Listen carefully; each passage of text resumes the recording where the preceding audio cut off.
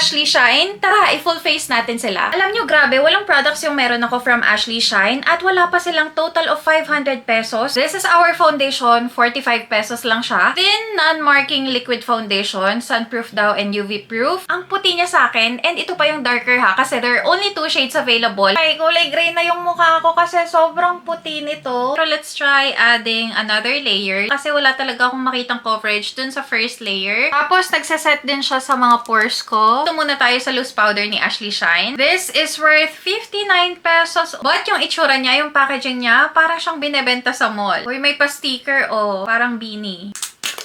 Ang dali lang matanggal ng sifter. In fairness naman sa powder puff niya, same quality lang din with other brands. Actually, para namang nagwo-work yung powder. Siguro kung meron silang ibang shade na perfect for my skin tone. Next naman is their 4-color facelift palette. This is worth 79 pesos. This is for the nose contour, silhouette contour. Medyo powdery lang. Uy, not bad. Not bad. Hala, ang ganda nitong pang-contour nila.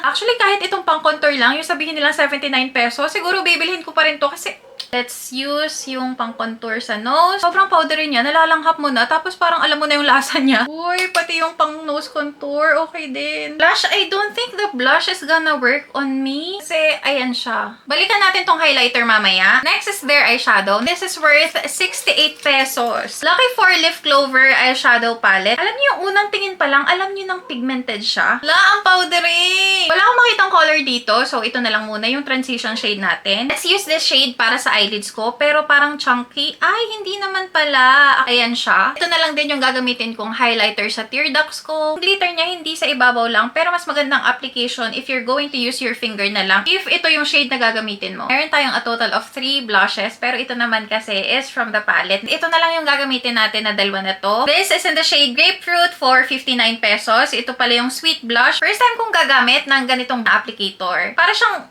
pantanto sa bingo. Uy! O, ayan yung shade niya. Ayan, para na tayong si Pikachu. Okay, okay. Okay, madali naman palang i-blend. Nauuna lang talaga yung panic ko.